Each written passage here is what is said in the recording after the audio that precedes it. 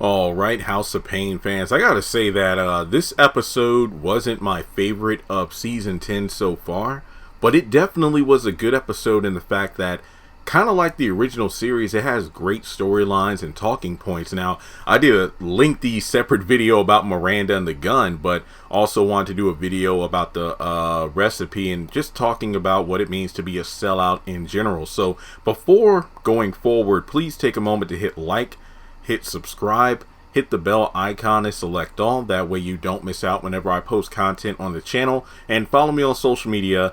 Links are in the description below. And if you watched my review for this week's episode, then there were about maybe 30 plus comments on that particular video. And the conversation was pretty good.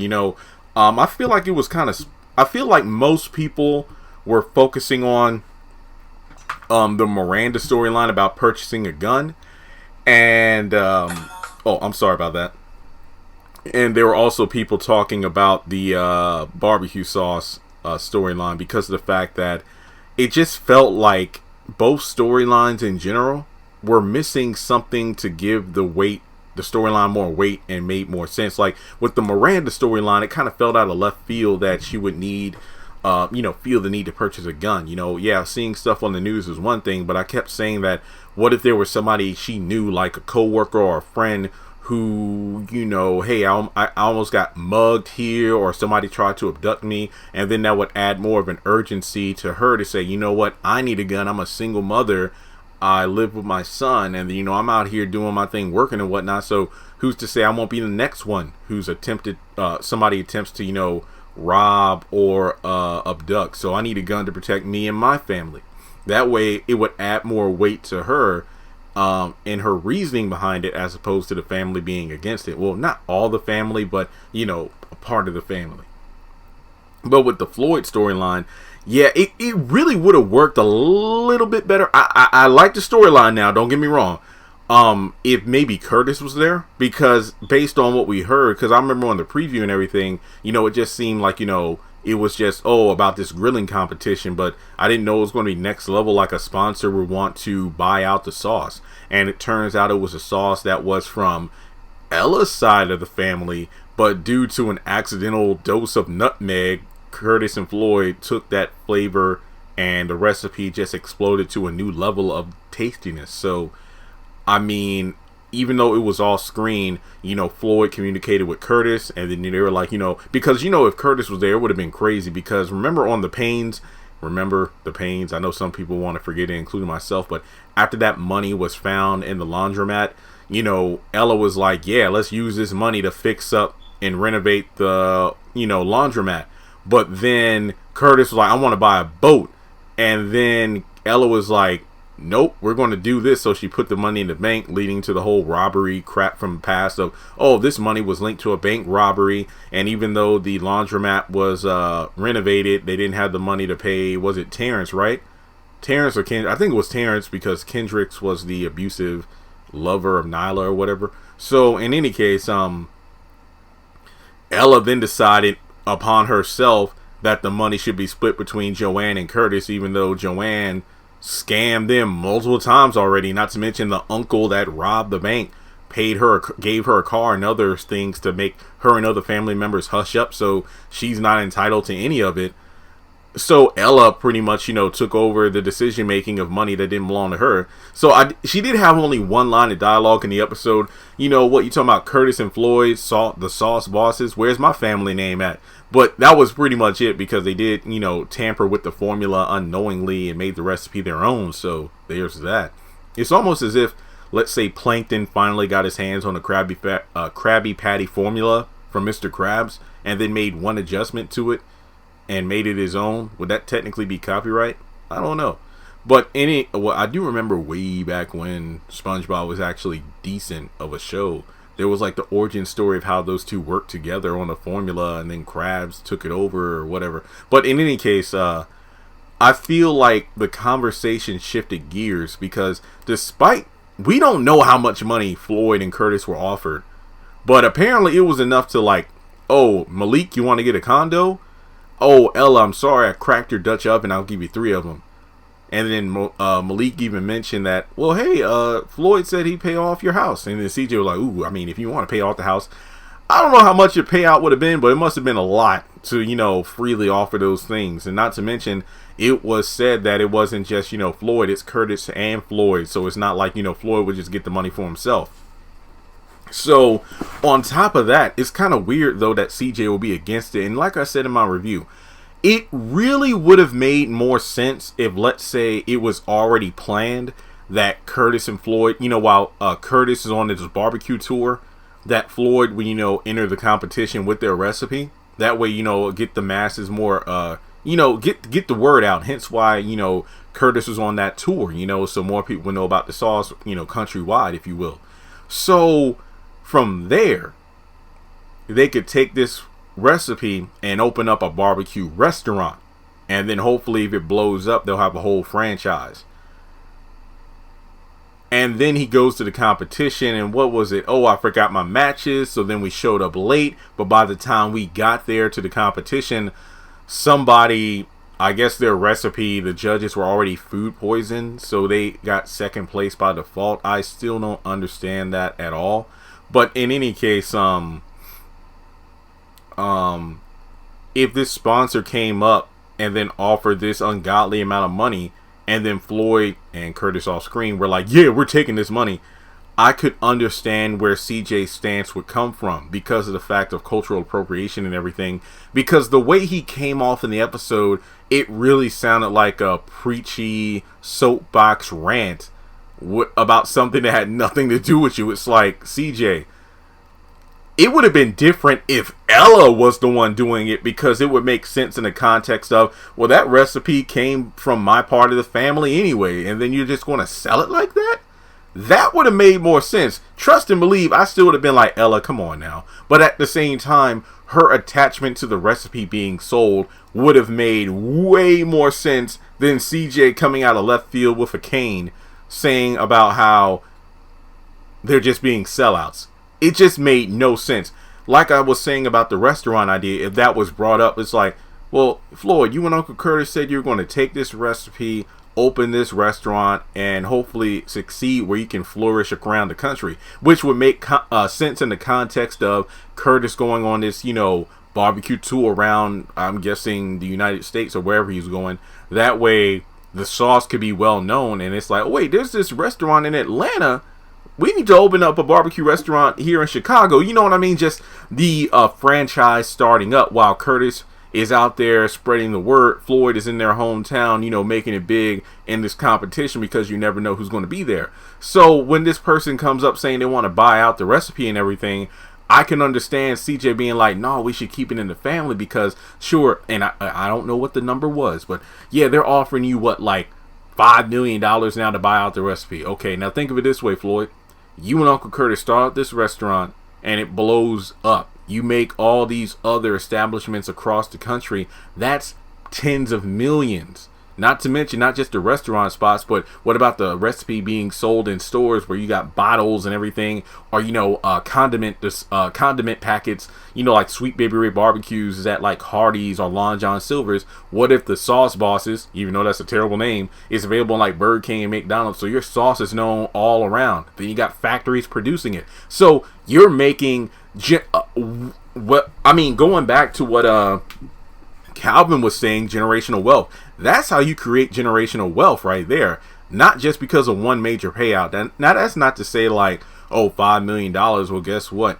We'll buy some property or, this and that, or investment. Then yeah, you can create generational wealth from that. But basically the buyout that you were offered was just a drop in the bucket compared to the damn near ocean that these white people will make by buying out your recipe and mass producing it. Again, just a couple lines of dialogue. Like all they had to say was restaurant. And I know it was mentioned at the end of the episode, but if that was mentioned earlier in the episode, it would have made more sense to the cultural appropriation thing. For example, let's say this restaurant does good and then the white man wants to buy it out.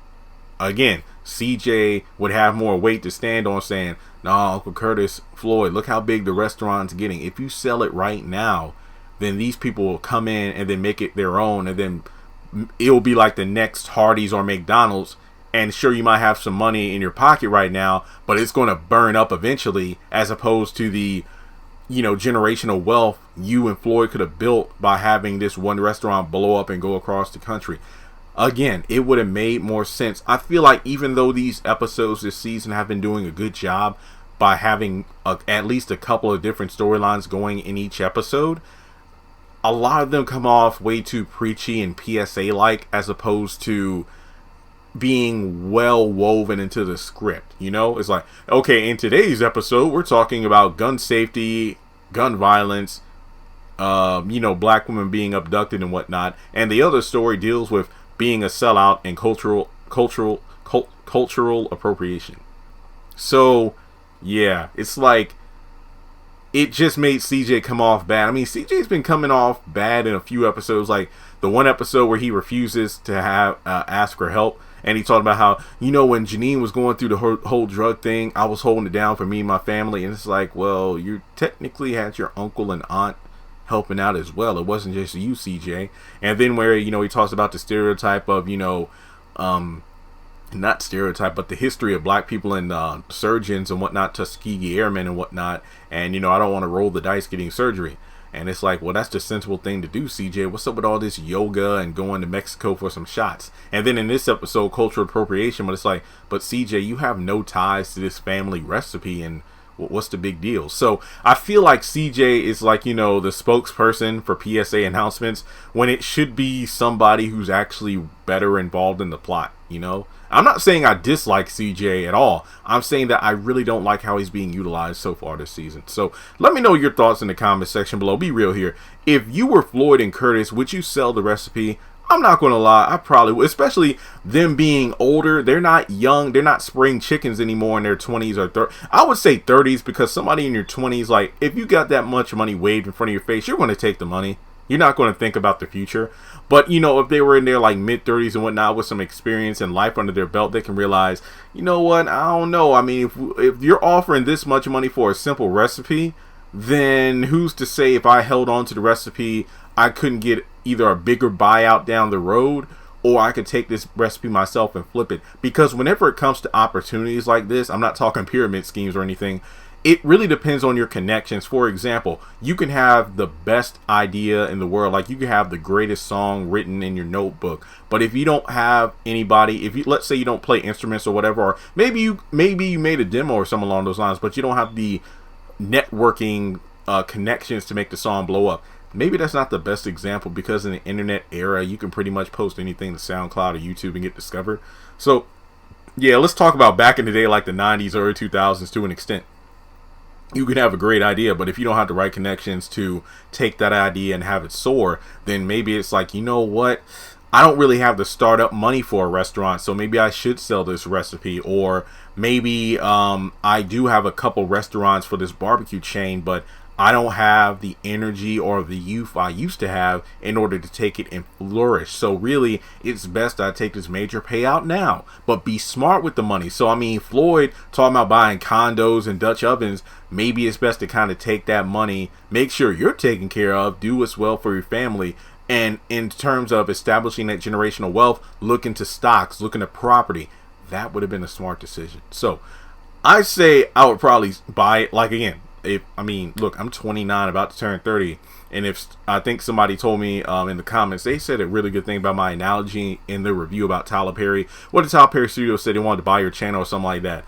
You know what? If the payout was good, I'd be like, bump it, I'm taking the money. Or I could say, you know what? Even though this payout is good, I mean, being single, no kids or nothing like that, parents are like a year or two away from retirement, I don't really think that I would blow that money and be, screwed within a year or two. I could sit back on my butt, but at the same time, it's like, you know what? You can buy in a portion of the channel, but I can control some of it. And maybe as the channel gets bigger, let's say 5 years from now or whatever, and you want to buy me out completely, there's a good chance your offer then is going to be way bigger than it is now. I mean, look, I'm just this one person doing everything, and the channel is over 36 million views. It's almost at 200,000 subscribers. Now with a Tyler Perry Studios backing me up and promoting my videos, there's a good chance this channel will blow up to like 1 million subscribers or 100 million views in no time. So I'm just saying, it's just smart to think about it. Maybe it's not the best to sell out completely, but maybe it could have been like Floyd and Curtis agreeing, instead of selling you the recipe directly, how about you sponsor us, or, you know, we make you part owners. I mean, hell, didn't Floyd say at the end, yeah, we're going to open a restaurant, and instead of you suing us because after signing the contract we're backing out, we'll make you like a minority share owner or something like that of the restaurant or whatever. So